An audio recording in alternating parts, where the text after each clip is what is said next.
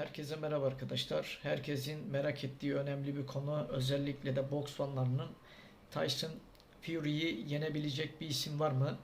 Tyson Fury ne zaman tekrar ringlerde olacak?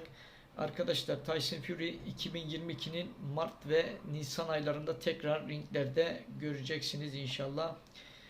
Tyson Fury'yi yenebilecek isimler var. Tabi bu isimler Alexander Usyk, Anthony Joshua, Dylan White, Otto Wallin, Joseph Parker, Derek Chisora, Andrew Ruiz, birçok isim var. Ama bunların içinde en favori olan, özellikle de fanlar arasında da en favori gösterilen isim Alexander Usyk. Alexander Usyk, Tyson Fury arasında çok ortak özellikleri var. Orta distansta dövüşmeyi seviyorlar. Akıllı boks yapıyorlar. Zekice dövüşüyorlar.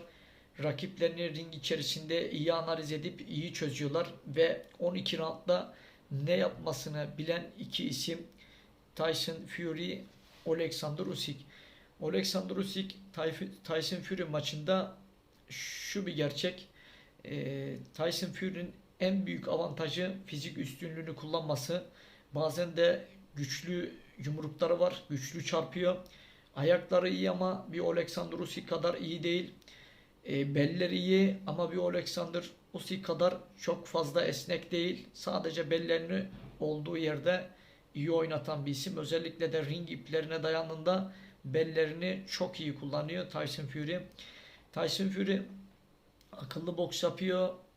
Yeri geldi rakibine pres yapıp yeri geldi üzerine çekmesini biliyor. Rakibi atak yaptığında rakibinin yumruklarını çok iyi boşa alan bir isim. Aynı şekilde Alexander Usyk de, söylediğim gibi arkadaşlar, bu iki boksörün arasında çok ortak özellikleri var. Çünkü ikisi de boksu biliyor. Boksun örnek vereyim, kurnazlıklarını tecrübe olarak boksta top noktatalar. İkisi de ringde çok rahat ne yapacağını iyi bilen bir isim. Özellikle de Alexander Usyk çok kurnaz boks yapıyor ve rakiplerinden çok çok hızlı. Bence Tyson Fury'den de daha hızlı diyebilirim Alexander Usyk. En favori gösterilen isim Alexander Usyk ama bu boks hiç belli olmaz.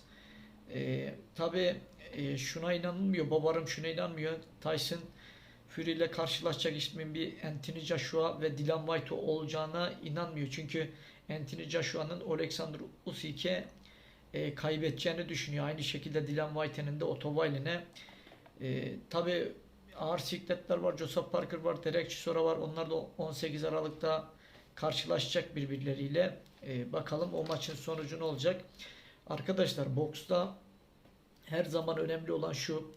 Yani boksta bazı şeyleri bilmek gerekiyor. Yani kapanmadığın zaman çok yumruk alırsın. Ayakların oynamadığı zaman çok yumruk alırsın. Özellikle de rakibine yorulduğunu belli edersen, canının yandığını belli edersen, rakibin daha çok cesaretlenip sana daha çok atak yapar. Özellikle de Deontay Wilder'ın en büyük eksikliği ringdeki o yorgunluk hissini rakibine yansıtması. Her anında rakibine hani ben yorgunum hissi veriyor ve rakibi her zaman karşı rakibini heyecanlandırıyor. Ama ringde güçlü dursa, böyle diri dursa, böyle çılgınca dursa, örnek vereyim, bir Evander Holyfield'ın yaptığı gibi Mike Tyson'a nasıl ellerini vurdu, üzerine doğru gitti. Ringde her zaman rakibinin gözlerine öyle bir bakacaksın ki yani ben hazırım savaşmaya der gibi bakacaksın.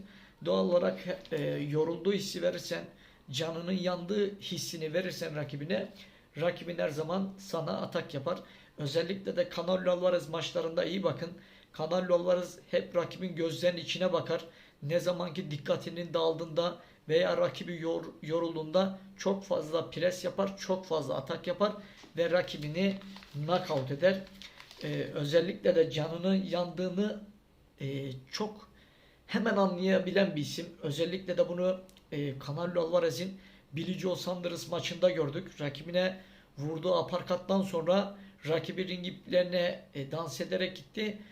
Onun artık daha dövüşemeyeceğini gördü. Zaten açıklamasında da bunu söylüyor. Ellerini açtı. Taraftarlarına, hayranlarına işte tezahürat yapın, sesinizi yükseltin mesajı verdi. vücut diliyle. Arkadaşlar boksta her zaman dediğim gibi mutlaka ve mutlaka ayaksız boks olmaz. Kübalılar bugün iyiyse ayakları iyi olduğu için iyi. Örnek vereyim. Ukraynalılar iyiyse belleri veya esnek olduğu için iyi. Nasıl söyleyeyim, refleksleri güçlü olduğu için iyi. Sürekli boksta şu bir gerçek. Mesela Vasil Lomachenko farklı bir boksör. Ne derler ona? Dilimin ucunda şimdi aklıma gelmeyecek. Boksta her zaman farklı olacaksın. Sıradan olursan herkesten yenilirsin. Zaten seni yenen isimlerin farklı bir özelliği vardır. Çok fazla, çok iyi dans ederdir. Veya örnek vereyim, sağ direk veya sol kroşesini iyi vururdur. Veya sağ aparkatını iyi vururdur. Her boksörün ayrı ayrı özelliği vardır, yeteneği vardır. Bu yeteneğini keşfedip ve onun üzerine çalışman gerekiyor. Özellikle de bazı başarılı boksörlere baktığınızda şuna inanabilirsiniz. Hiç kimse kolay bir şekilde başarıyı yakalamıyor. O başarının altında yatan bir sürü hikaye var. Özellikle de çok tekrar var.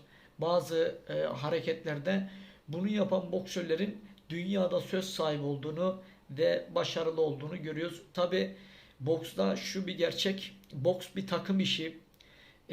İyi bir takımınız varsa, iyi destekçileriniz, güvenebileceğiniz insanlar yanınızdaysa boksta başarılı olabiliyorsunuz. Ama bunlar yoksa, sizi desteklemeyen bir grup, samimi bir ortam içerisinde değilseniz doğal olarak burada geri düşüyorsunuz. Canelo Alvarez'in takımı çok iyi ve bu yüzden Canelo Alvarez başarılı ve birçok baktığımız zaman yine Edör'ün takımı çok iyi. Bunlar zaten zaman zaman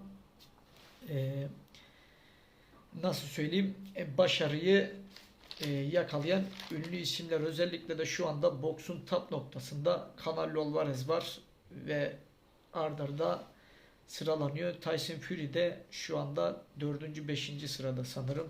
Ama Canelo Alvarez bir yenilgi alırsa tekrar belki zirvede olur Tyson Fury. Arkadaşlar boksla ilgili mesela benim anlatımlarıma baktığınızda hani bazen arkadaşlar diyor, sen boksta analiz yapmıyorsun, boksu anlatıyorsun, boksun içeriğini anlatıyorsun farklı. Benim anlatma tarzım bu. Ben boksta aslında insanlar için en önemli konuyu anlatıyorum. İnsanlar bilmesi gereken konu bu. Yani boks ring içerisinde mesela neler oluyor? Bir boksörün psikolojisi neler yaşıyor? Örnek vereyim.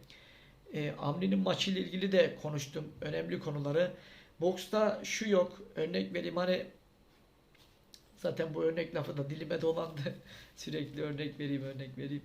Şimdi şu bir gerçek. Mesela Deontay Wilder Tyson Fury'ye bir kez berabere kaldı. 2 kez yenildi. Hani hemen şu yorumlar yapılıyor. İşte Deontay Wilder boksu bırakacak. Artık boksu bıraksın. İşte böyle bir şey yok arkadaşlar. Boksu 2 maç kaybetmeyle boks bırakılmaz. 40 maç kazandı. O zaman 40 maç kazandı. Boksu bıraksaydı, dövüşmeseydi, yenileceğini bildiği halde, ya bir gün her boksör yenilecek. Deontay Wilder da 2 defa yenildi. Belki bir sonraki maçında Tyson Fury de yenilecek. Yani bunlar boksun içerisinde olan şeyler. Hayret eder misin dersen hayret etmem. Alexander Usyk de yenilmiştir. Deontay Wilder da yenildi. Belki Canelo Alvarez gibi şu anda dünyanın en favori boksörü, yıldız boksörü, o da yenildi Floyd Mayweather karşısında. Belki Floyd Mayweather devam etseydi o da yenilebilirdi bir başkasına. Bu hiç belli olmaz. Boks her zaman kazanmak da var, kaybetmek de var. Ben şimdi kendimden örnek verirsem, ben 4-5 kez yenildiğim bir boksörü Türkiye şampiyonasında en son maçında yendim. Yani doğal olarak yeter ki sen inan ve kazanacağına inan. Bu farklı bir psikolojidir. Düşünün, bir boksöre 4 kez 5 kez kaybetmişsiniz.